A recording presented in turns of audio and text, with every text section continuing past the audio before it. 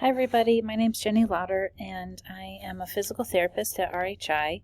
I work part of my time in the inpatient side of the hospital, and then I also work in the research lab, the Locomotor recovery lab. I'm going to present to you a study that we completed a few years ago entitled Task-Specific versus Impairment-Based Training on Locomotor Performance in Individuals with Chronic Spinal Cord Injury, a randomized crossover study. And just below you can see where it was published. And then below was everybody that was involved with the study. So some background and motivation for the study. We can see that in research that stepping practice in large amounts can really help with greater walking gains after neurological injury. And so we've seen that in animal studies, patients post-stroke, but there's limited data on post-incomplete SCI. And then on the same note, we can see that stepping at high intensities or higher heart rates is more beneficial than stepping alone. Again, we've seen that in the post-stroke population and the post-incomplete SCI population.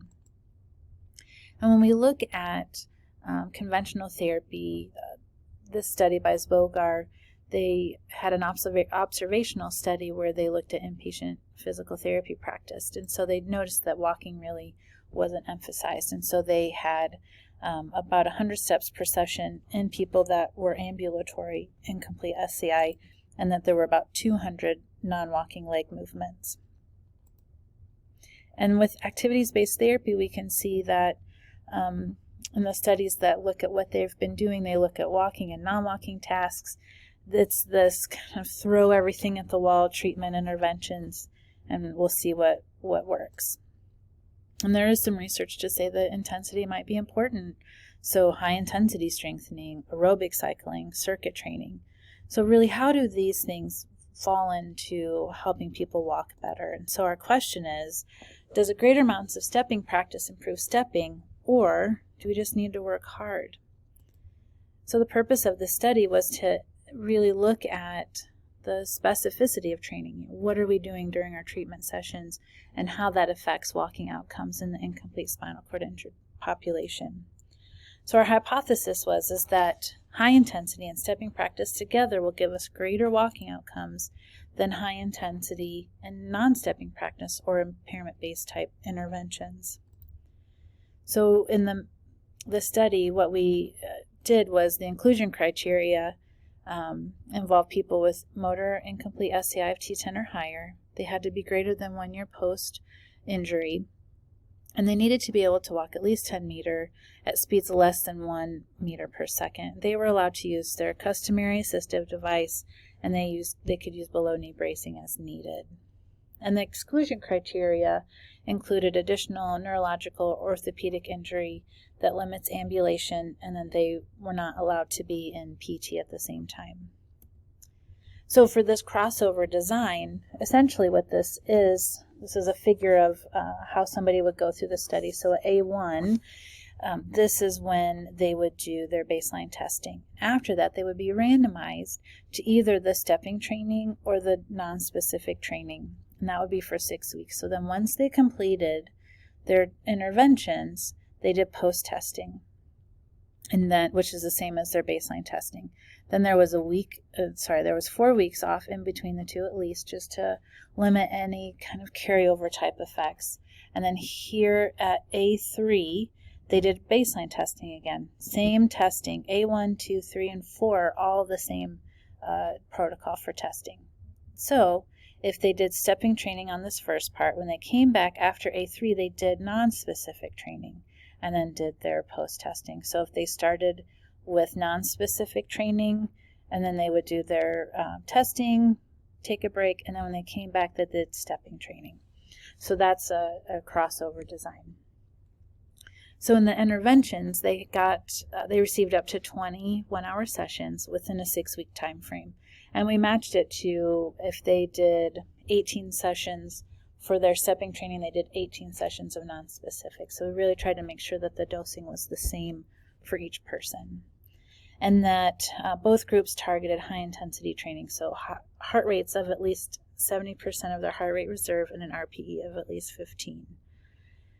So for the task-specific training, This is high intensity plus stepping practice. There's a video of what we were working on, and then there's heart rates and heart rate reserve percentages below. So we did 10 minutes of forward treadmill training working on fast, variable treadmill training, looking at their biomechanical subcomponents that they had deficits, stairs for 10 minutes, and then overground for 10 minutes. Again, really looking at what are the things that the person has difficulty with walking. So when we look at, do they have a problem with swing phase, stance phase, propulsion, or lateral stability?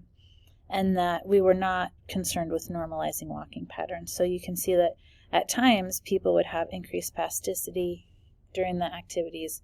That really wasn't a concern for us. And then when we look at the impairment-based training, this was high intensity and non-stepping practice. So we did 10 minutes of lower extremity strengthening, 10 to 15 minutes of balance training, aerobic training, which was typically the new step or the bicycle, and then transfer training.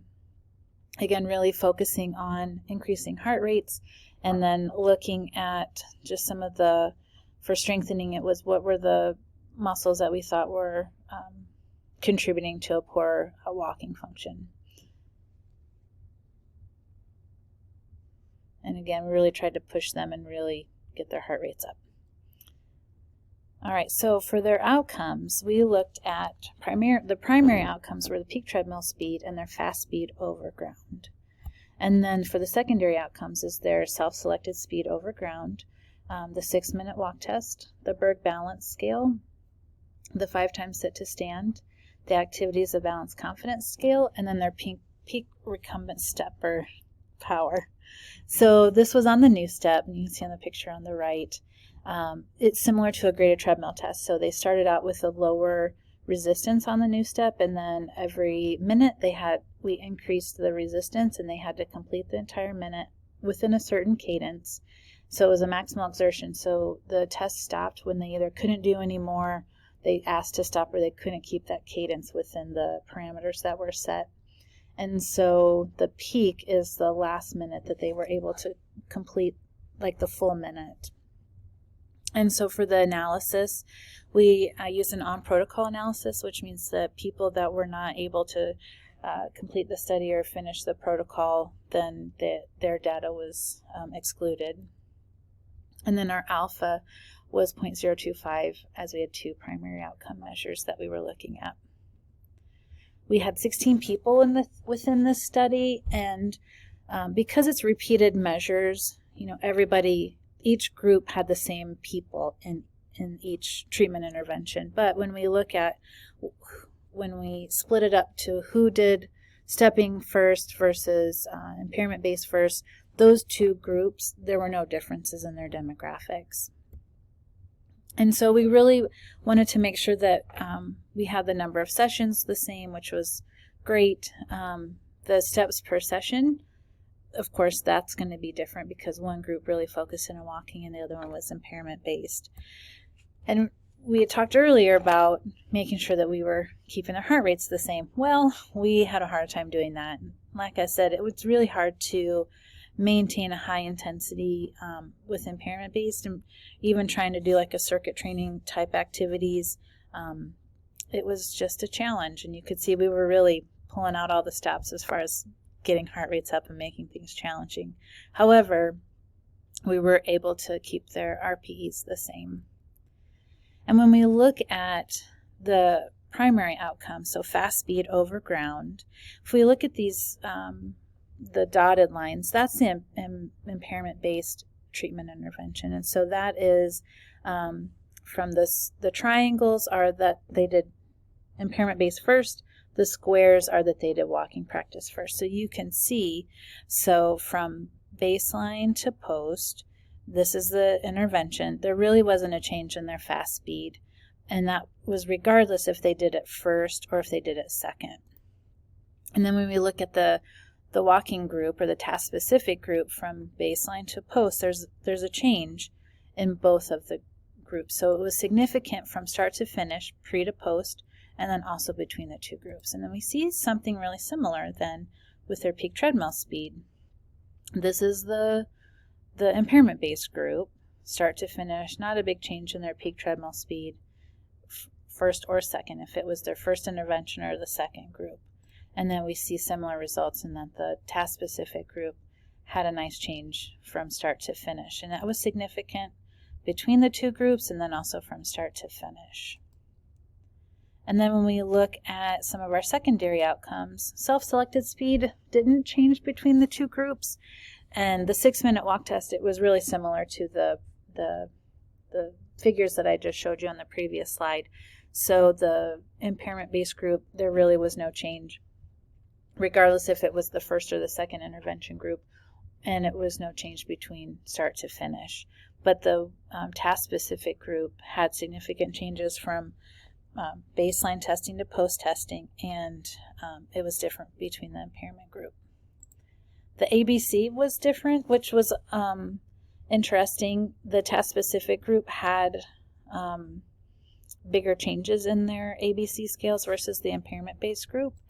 And then the other thing that I don't think we were expecting is that the peak recumbent stepper test power, the impairment-based group is the one that changed from baseline testing to post, and then from start to, and then it was different between the groups. So the task-specific group didn't really change much. And then we'll get into that a little bit later, why we felt that happened. And when we look at correlations, we can see that there's a positive correlation between the number or the change in steps per session. So the more steps that somebody had during their session, the bigger that change that happened, the bigger that their changes in their fast velocity over ground, and also for the 6-minute walk test. So the more steps that we could get in each session and the bigger change that happened in their steps per session, the bigger the change in their outcome measures. Adverse events, we had a few, really nothing. There were no major adverse events, lots of falls without injury, and you can see there's a lot more in our task-specific group. And there was really 1 or 2 people that really kind of drove the fall number on that for this outcome. So what did we find, and what does it mean? So we really found that there were bigger gains in walking outcomes in the task-specific training group than the impairment-based group. And we were really pushing the impairment-based activities, really pushing them hard. So for me as a therapist, really makes me think on what I'm doing during my sessions. And really I think in this neurological population, and really what other studies have shown us, is that if you want to get better at walking, you got to walk. You need to do a lot of it, and you got to work hard at it. And so I think that's really shifted my focus of interventions, and really trying to make sure I make the most out of my time. And that we also found that peak power on that recumbent stepper test was improved in the impairment training group. And really, we think it just came down to that they did that activity every training session. That was part of the endurance training. And so typically all of the participants were on the new step. So that was something that they practiced. And then the other interesting thing was that we had this increase in confidence scores in the impairment group, in the task-specific group, and we also had more increased falls without injury. And so, the question is whether, the participants were feeling more comfortable in their confidence because we've been practicing so many things, but maybe their confidence was a bit greater than their actual ability. But what's interesting is that the Berg wasn't different between the two groups, and we didn't practice balance in the walking group. And then some of the limitations of our study was the smaller sample size. The crossover trial design is a limitation. However, when we look at just the first training intervention, so when the groups first did their interventions, the results were similar to when we looked at the entire study together. And another thing is we were unable to match heart rate intensities between the two groups. And that was a really big struggle, and we had worked really hard to try to make sure we got the heart rate intensities. It's just very difficult to drive their cardiovascular systems with that training paradigm. So in conclusion, the question was, does a greater amount of stepping practice improve stepping, or do we just need to work hard? And when it turns out, as far as this study is concerned, it's not just working hard, but it's working hard while stepping. And so making sure that we're focusing on the tasks the walking task. To get better at walking, you got to walk, and you got to work hard at it. So thank you for your time. These are the funding sources for the study. And then if you have any questions, we are available at the Locomotor Recovery Lab.